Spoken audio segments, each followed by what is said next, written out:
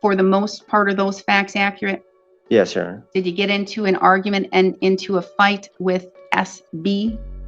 I don't believe so. You don't think you did? I just know that when she dropped me off, she was yelling stuff at me when I drove off. So what did you do?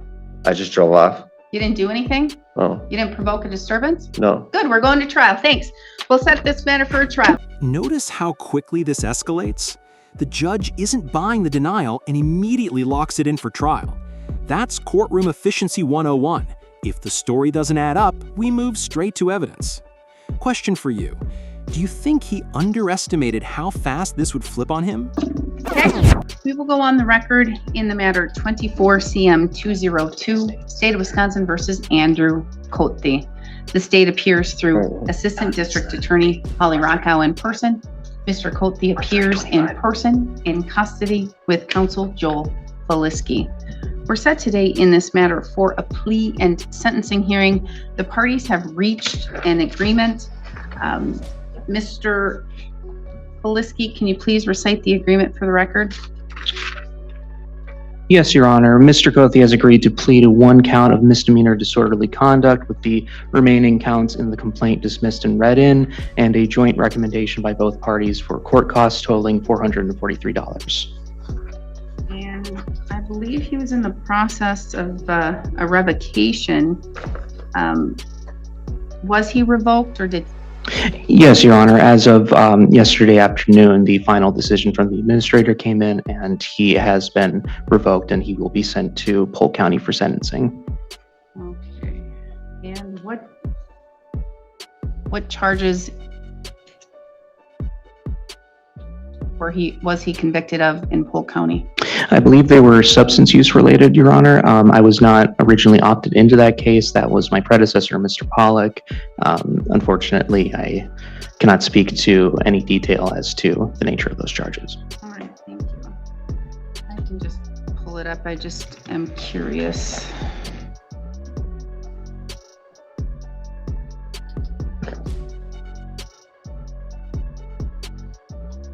Would it be for the 24 cases or for a 21 case, Mr. Koti? 24? Oh, 24 case. Okay, so for the 24 cases, possession of amphetamine as a repeater, possession of cocaine, a misdemeanor. It looks like. All right. Okay.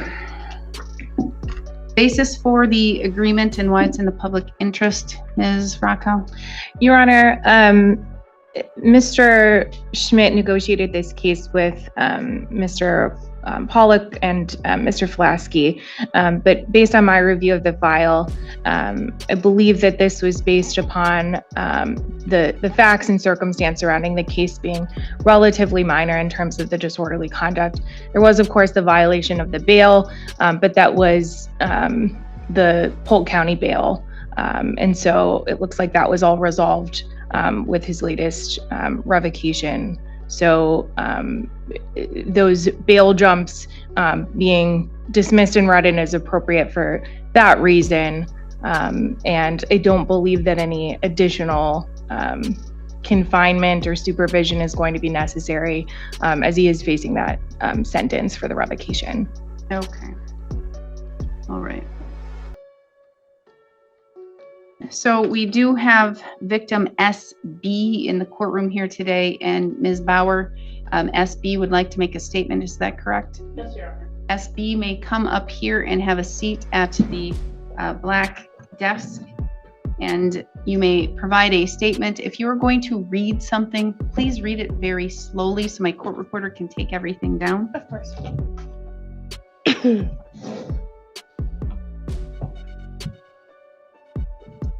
I was in a relationship with Andrew Koti for almost a year. Since we started dating on January 22nd, 2024, I knew there was something wrong with the way he would talk to me or even act. but I was in love. On April 5th, that's when the real anger started. Almost every day from then until the 22nd of October, or the 21st of October, there were fights. He would hit me, but he always... This is heartbreaking. Classic cycle of abuse. Violence, apology, promises, repeat. Victims often cling to those apologies because they want to believe change is possible. But here's the hard truth. The cycle almost always escalates. And as we'll hear, it escalates dangerously. I thought that he could just make it up. Sorry. On October 21st, we were at a friend's house and he was on the phone with a friend. And just out of nowhere, he called me the B word and then threw a car manual at me. Seconds later, he would spit in my face. But once again, made it up, told me he would never do it again. But just a couple hours later, my world flipped around. On October 22nd, about midnight, we left the friend's house and he drove to a parking area in Grantsburg. I ended up falling asleep in the passenger seat, like I always had. He ended up waking me up to ask me where the drugs were. I handed him what he had wanted, and I went back to sleep. He woke me up again and asked me for the other bag. I said I gave him everything I had and I didn't have anything else. He got angry and started firing the flare gun out the sunroof. The second time he woke me up, he asked me once again, and I told him the same thing I had told him the first time. This time, he got mad at what I had told him, and he ripped off the rearview mirror and threw it in the back seat. Then he took the passenger visor and ripped it off the car, and then hit me in the cheek with it. The third time he asked, I told him the same thing. This time, he ripped off my glasses, bent them, and broke them. So I thought I was going to try and call for help. He ended up taking my phone and with his two hands, literally ripped it in half. The fourth time he woke me up, I kept repeating what I had told him every time. And this time I looked at him and I looked in his eyes and they were black. It was like Andy was... That description? Absolutely chilling. In law, intent and state of mind matter. But when a victim describes someone as having black eyes, it's a sign of total loss of control. That's the kind of testimony that sticks with a jury. Gone and someone else took over. The next thing I knew, he started bashing my head against the passenger window. And all I kept thinking was, I have to get away, otherwise he's going to kill me.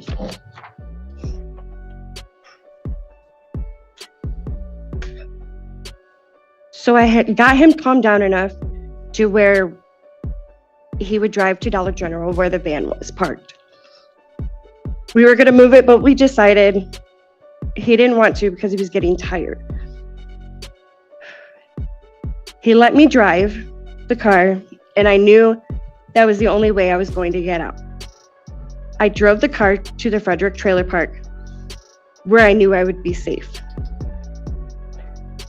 I parked in the front entrance and stopped. He woke up and started yelling, calling me every name in the book, but I was only able to grab my purse, and that was it. I started walking to my friend Jen's house in the park, and I got there and she asked me if she could call, and I said yes, and fell to the ground. The cop from town came, and my body started going numb. I ended up throwing up and passing out. Not knowing what was going on, they called the EMTs, and I went to the hospital and had a CT scan. Your Honor, this This is so painful for me. I have anxiety and panic attacks now every day. I am actually on nightmare medicine. I don't know the name of it, but I have nightmares every night, every time I sleep, of what he did to me.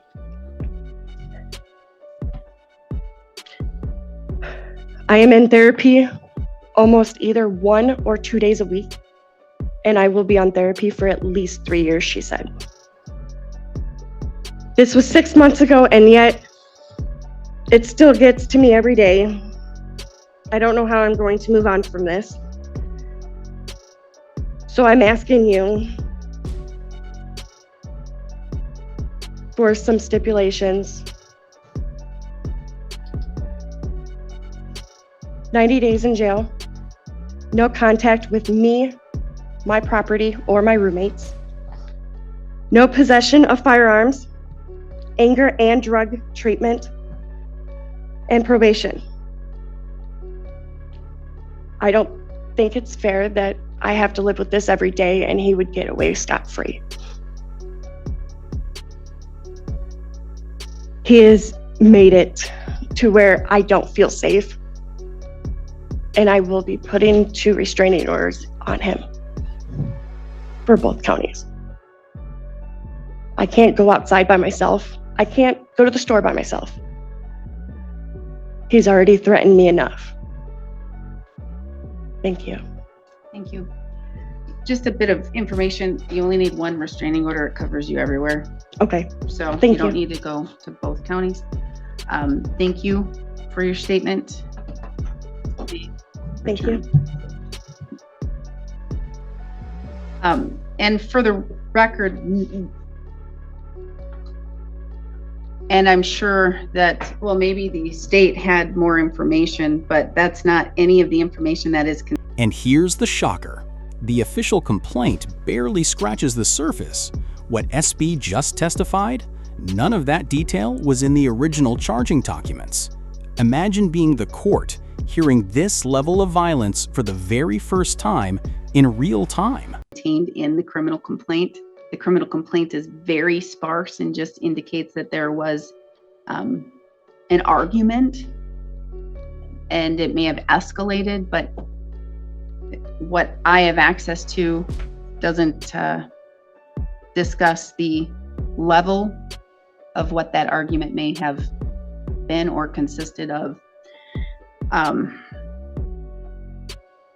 So, all right. So then the agreement, Ms. Rockau. Now again, after hearing the victim, what is the basis for the agreement in the justice or in the public interest? Well, Your Honor, I think some of that information wasn't information that the state had when this case was charged or when this offer was made. It's not my file, but from my review, I didn't happen upon that, what was described just now. So based on the facts that are contained in the criminal complaint. And again, and I'll state, you're probably hearing or seeing it for the first time as the court is, because the criminal complaint is one small little paragraph that just describes a fight that occurred and that it may have escalated a little, but none of the detail. Right. But Your Honor, again, Mr. Koti has been revoked in Polk County on some more serious charges, and is going to be presumably serving a jail sentence. I think at least one of those had some stayed jail time. So I think that he's going to remain in custody for a while. I don't believe that, based upon the facts, that anything more is necessary here. I think that the bail jumps, again, were associated with the Polk County cases. So I don't consider that to be, of course, he violated his bond. But I think that the focus here in Burnett County should be the disorderly conducts. And I don't think that any jail or probation is appropriate. I do think that costs only is sufficient to protect the community.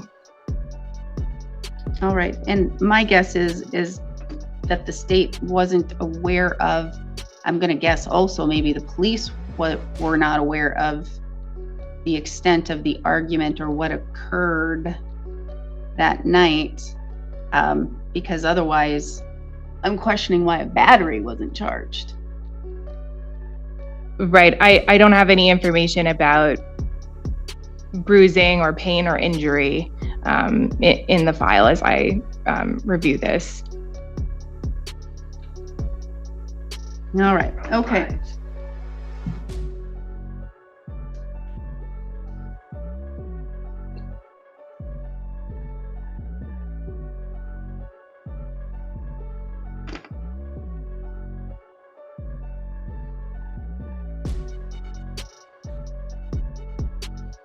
And he is being revoked, and I'm taking judicial notice of 24 CF 15, 24 CF 224, and 24 CF 310 Polk County matters, in which he has now been revoked on those matters and will go face sentencing in Polk County.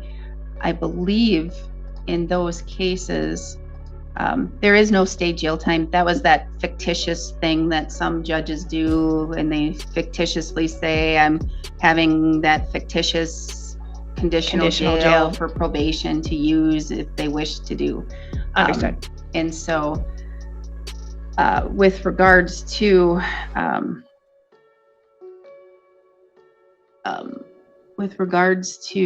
the charges in Polk, he does have the possession of amphetamine with the repeater. So that means the maximum possible penalty of 1 year he could face, with the increase of no more than 2 years for that underlying misdemeanor in Polk County. But that's for Polk County to deal with and for you to deal with in Polk County. And you were under bond conditions in Polk County when you violated your bond here by engaging in the criminal actions here in Burnett County.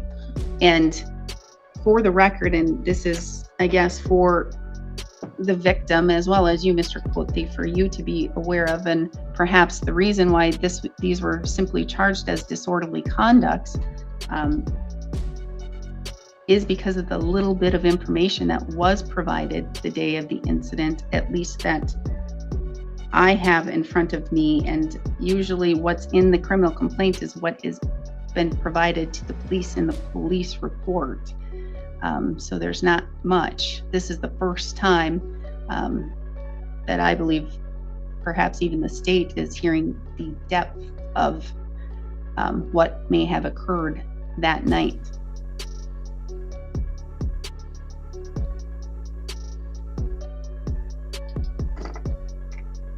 So he's pleading guilty to one count of disorderly conduct, is that correct? And the other count will be dismissed and read in, and he's facing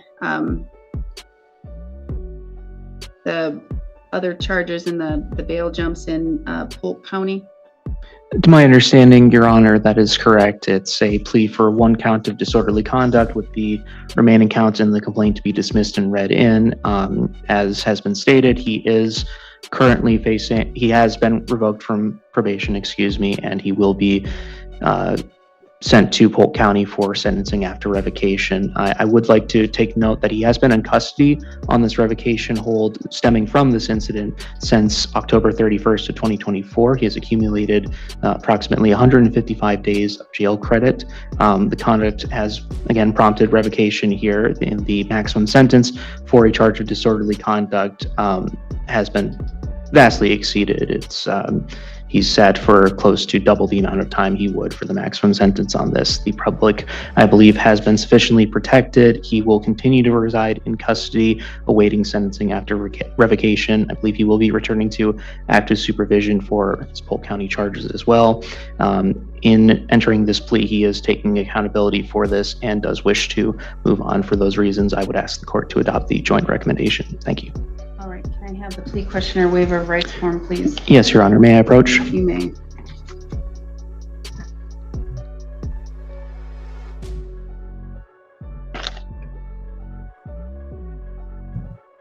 So I have in front of me the plea questionnaire waiver of rights form, Mr. Koti. Did your attorney go over this document with you thoroughly? Yes, Your Honor. Did he go over it word for word? Yes, Your Honor. And do you understand it completely? Yes, Your Honor. If you didn't understand it, did you ask him to explain it? Yes. And he did so? Yes, Your Honor. So you're 37 years old, you have 12 years of schooling, you can read, write, you understand the English language? Yes, Your Honor. That's your signature on the second page? Yes, Your Honor. You're pleading guilty to 1 count of disorderly conduct, is that correct? Yes, Your Honor. Did your attorney go over with you what the state would have to prove your guilt beyond a reasonable doubt? Yes, Your Honor. Did your attorney go over with you the maximum possible penalties you face? Yes, Your Honor. No mental illness or disorder and no alcohol, medications, or drugs? No, Your Honor. Because you're charged with crimes, you are entitled to constitutional rights, and each of these rights is listed on this document. Did your attorney thoroughly go over these rights with you? Yes, Your Honor. Do you understand them completely? Yes, Your Honor. Do you understand that by pleading guilty, you're waiving and giving up these rights? Yes, Your Honor. Do you need me to go over these rights with you in any more detail? No, Your Honor. You understand that if you're not a citizen of the United States, your plea could result in your deportation? Yes, Your Honor. Do you understand the state would have to prove on or around October 21st, 2024 in Burnett County, Wisconsin, while in a private place you engaged in indecent, boisterous, abusive, and otherwise disorderly conduct, which under the circumstances did tend to provoke a disturbance? Do you understand what the state would have to prove? Yes, Your Honor. Do you understand the maximum possible penalty? The maximum possible penalty of this crime could be a fine of up to $1,000 or up to 90 days of incarceration or both. Do you understand that? Yes, Your Honor. Do you also understand I have a recommendation from both of the counsels, both of the attorneys here, a joint recommendation for costs only. That would be court costs and DNA surcharge, etc. Costs only for $443. Do you understand that is simply a recommendation to the court? Yes, Your Honor. Said differently, that means I'm not bound to follow that, and I could sentence you all the way up to the maximum possible penalty, and I could do that here today if I thought it was necessary and warranted. Do you understand that? Yes, Your Honor. Do you still wish to proceed and enter a guilty plea? Yes, Your Honor. Did you go over the criminal complaint with your attorney? Yes, Your Honor. And again, that's that document that basically says what happened that day and why you were charged with the crime. And albeit it is very short and it doesn't have a lot of facts and it doesn't have as many statements or factual assertions as the victim did state here today, but as it's stated in the probable cause section of that criminal complaint, for the most part, are those facts accurate? Yes, Your Honor. Did you get into an argument and into a fight with SB? I don't believe so. You don't think you did? I just know that when she dropped me off, she was yelling stuff at me when I drove off. So what did you do? I just drove off. You didn't do anything? Oh, You didn't provoke a disturbance? no. Good, we're going to trial. Thanks. We'll set this matter for a trial. Okay? Sounds like we're going to have a trial on 2 disorderly conducts and 2 bail jumps. That sounds good to me. So maximum possible penalty for 2 disorderly conducts, up to 90 days of incarceration, and for 2 bail jumps, up to 9 months each. Because if you're indicating you didn't do it and you're indicating that you're innocent, by golly, the state has to prove beyond a reasonable doubt. And so I think we're going to set the matter for trial, and I think we need 1 day. Let's set it for trial here today, Miss Rockau. Is this going to be a your case, or is this going to be a Mr. Schmidt case? This is Mr. Schmidt's case. Okay, let's get the matter set for trial, and we can do it. I can presume you're going to be in custody for a while, since you are revoked on your Polk County matters. But we don't have a problem getting you back here for a trial. We have a really great lieutenant who runs our jail very well, and we have the ability to do transport. So let's get this matter set, and let's get it set for sometime soon. And we have the victim here, so we can make sure that we have a date that works for the victim as well. How about June 24th? It is on the assistance week, but June 24th sounds like a good day to have a trial. How does that work for you, Mr. Flisky? I'm available that day, Your Honor. Excellent. So we'll have a trial on June 24th. That'll be a trial because, again, if you didn't do anything that day, that's what your assertion is here, Mr. Koti. The state has to prove it beyond a reasonable doubt that you engaged in any type of conduct that would be disorderly, and whether or not you were on a bond in Polk County and whether or not you violated that bond and you did so knowingly. So that's what we're going to do. June 24th, we will have a trial. We only need one day. That works for victim, Ms. Bauer? Yes, sir. Excellent. Now let's get to my final drop dead date. That means, Mr. Koti, that is the day that I will no longer take any type of agreement, okay? I won't accept any agreement in this case, all right?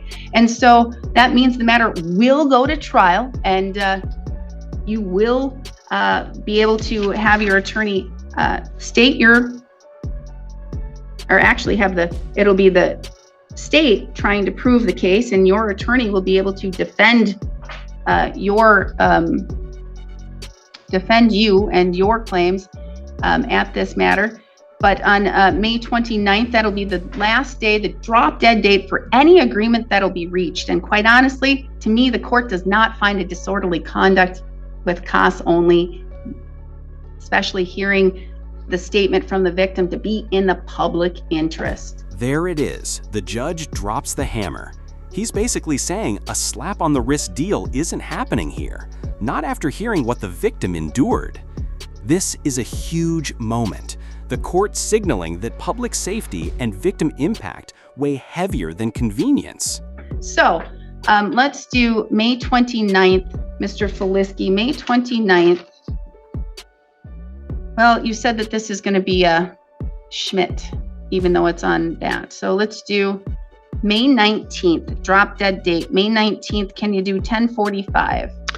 Yes, Your Honor. All right, May 19th at 10:45, we're going to have our drop dead date for any agreement that can be reached in this matter. Otherwise, we will go to trial. We don't have to worry about lab. We have confirmation that victim will be able to be present in here for the trial. We're good to go. All right.